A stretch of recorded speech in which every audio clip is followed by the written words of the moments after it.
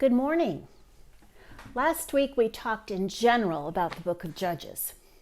We talked about the cyclical rebellion that the Israelites had against God, how with each generation they became progressively worse, turning away from God, turning to other religious practices, really allying themselves with the people and the nations that they were supposed to be conquering, and how God sent rescuers for each generation, judges who became military leaders to help the Israelites become free from the oppression that they had really brought about themselves. We do see, however, with the 12 judges in the book of Judges, that things get worse and worse with each succeeding generation. By the time we reach the end of the book of Judges, well, the last few chapters I'd rather not read. How about you? However, we do see what happens when passions are unchecked, and as Scripture says, man does what is best in his own heart. Today we're going to take a deeper dive into the life of one of those judges, just to give you an idea, a specific idea of how God worked, and a very unusual judge, and that would be Deborah. She is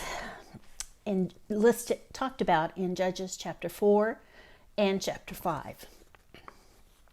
Now, this is a really unusual document in biblical history because it not only gives us the story of what happened, but it follows with a song that Deborah writes about the events that occurred. The chapters 4 and 5 complement each other, fitting together to give us a whole picture of what God had done through this judge and how God rescued the people of Israel.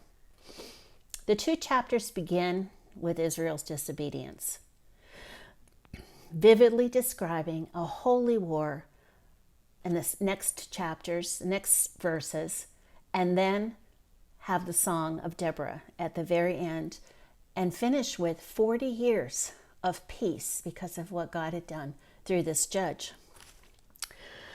The two chapters introduce us to a woman of exemplary moral character and someone who seems to have been well loved and followed by her people.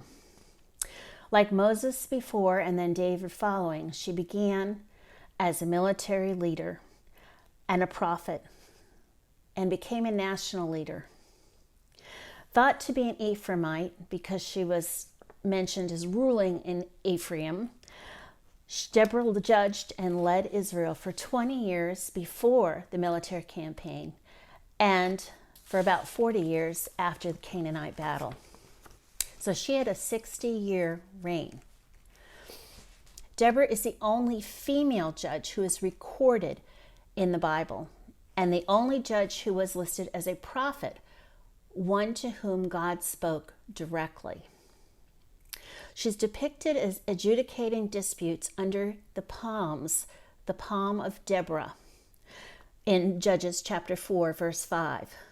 She may or may not have been a wife because she's mentioned as the woman, a wife of Lapidoth, which can be translated also as a woman of torches or a woman of fire. So she may or may not have been married. We don't know. She also may or may not have been a mother. She's called the mother of Israel in Judges 5:7, but that's most likely a title that is honorary and lists authority. Most women, however, that did marry did produce children in those days. We just don't know. That's not important to her leadership. Like other judges, her feats focus on military conquests, freeing God's people from their oppressors and bringing them back to obedience to God. But unlike other judges, Deborah does not operate alone in leadership. She favors a team approach. Deborah and her general Barak lead the Israelite army into a battle against the Canaanite king Jabin and his general Sisera. Deborah's story is unique among the victories in the rest of the book of Judges. Why? First of all, again, it mentions that she does not ride out as a solo leader, but with the general Barak at her side. In fact, Barak refuses to go to battle unless Deborah goes with him. We have to wonder what he thought of his own abilities to lead and God's abilities to rescue through him. Deborah doesn't think much of this. In fact, Deborah gives him a sharp rebuke and says, okay, I will go with you, but the glory of winning this battle will go to a woman, not to you. When you first read this, you think, well, the glory will obviously go to Deborah. But no, the glory goes to the woman who will kill Sisera. And in fact, the ignominy, I think that's the word, that Sisera attains through being killed at the hand of a woman is overwhelming, and points to the fact that probably women were not used to serving as military leaders or soldiers in that day. Sisera is killed by a tent peg, a peg probably about this long, carved out of wood, which was made to hold a tent flap into the ground. And as you recall, most of the people lived in tents in those days because they were nomadic. She is killed by Jael. She is the wife of Heber the Canaanite. And this is a very, very hard death for a soldier. Why? We'll see later. Despite the fact that Deborah is indeed a woman, a warrior who displays wisdom and courage, more so than even her general, for a man to be killed by this woman was still considered shameful. During this time of political and military turmoil, God raised up a leader who defied expectation. Gender bias and tradition could not trump God's leading and God's gifting in Deborah. And it still does not trump God's leading and giftedness. The Israelites rout their much superior enemy, the Canaanite enemy. The Canaanites were equipped with chariots, which were the weapon of the day. They slaughtered all the Canaanite soldiers, in fact, even though they had chariots. In fact, those very chariots turned out to be a detriment because God caused them to be bogged down in muddy land, and it held the soldiers back until they could be murdered by the Israelites. Sisera, however, escapes the bloodbath on foot, and he runs to an ally, Heber the Kenite. Now, Kenite also is translated not just as a tribe, but as a specific tribe of metal workers. And the word Kenite means ally. So we're not entirely sure of his background, but we do know that metal workers were working for Sisera and the king, Heber. They were preparing chariots. So perhaps he was a former ally of Israel who had moved north to assist the Canaanites and had switched allies. However, even though he had, it is clear his wife had not. Sisera runs by the tent of Heber's wife, Jael, and Jael calls to him and says, come, hide in here. This was most unusual. First of all, men did not go into the tents of women other than their wives. However, she says, come in here and hide here. They'll never find you here. And her actions are at both kind of motherly and seductive. She's breaking tradition. She urges him to lie down. You're tired. And let me give you some milk to help you to sleep. And he does, in her tent. Again, while he's asleep, she raises a tent peg and a mallet and inserts the peg into his head, right through his skull and into the ground. This required tremendous strength and presence of mind and loyalty to the God of Israel. Was she an Israelite who'd been married to Kenite, or was she simply a Kenite who said, I am going to choose Israel? We don't know. But she became a heroine in the annals of Israel.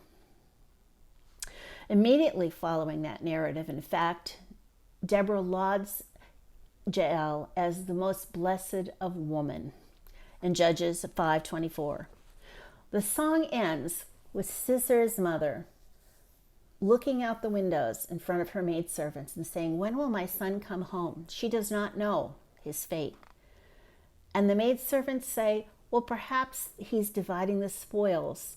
It's clear, obviously he won this battle in their minds. Perhaps he's dividing the spoils, spoils which include the rape and servitude of the women that they would capture. Perhaps there are 2 women, in fact, for every man. This shows again that rape and sexual servitude were a natural consequence of war in those days and in that part of the world. Deborah and Jael saved the Israelite women from that kind of horror as well. So what can we learn from the book of Deborah? Our lives seem so very different. Well, there are a couple things that apply to us today. First of all, we learn that as women, despite a world that so often limits what women can do in leadership, God will use whom God chooses. God will gift the one God chooses. Secondly, we can rejoice that God's victory does not always go to the strongest. Despite the total unequal numbers and the weaponry that were possessed by the Canaanites, God brought about victory in God's way. We also see that God does amazing work through teams and teams of leaders. We're a culture that praises the top dog or the head leader in every situation. But we have to realize a wise leader builds a team and a strong team. Deborah, Jael, and Barak all played their parts in this story. But finally, we need to learn that the peace that was brought about through God's activity was not a permanent peace. Alas, over the next generation, after 40 years of peace, the next generation arose, and they forgot what God had done. They forgot what it meant to turn away from God, and they rejected the Lord. And soon enough, they will find themselves in desperate straits again. As the story of the Judges continues, we see a stark contrast between the faithfulness of God and the depravity and unfaithfulness of humans who drift further and further away from the ways of the Lord. But take heart, even in the darkest hours, even in the days of the Judges, God is at work to fulfill his plan for our salvation. We will see this as we turn to the next story this week, the beautiful story of Ruth. Did you remember that took place during the days of the Judges? Take heart. I'll look forward to seeing you, maybe even face to face in a couple weeks. But for now, I'm so thankful we have this technology, that we have the internet, and we have the ability to meet virtually with our small groups, as well as for me to come into your homes and give this talk. I really miss you all. I love you all, and I pray every evening for you, and I'll continue doing so. God bless you, sisters.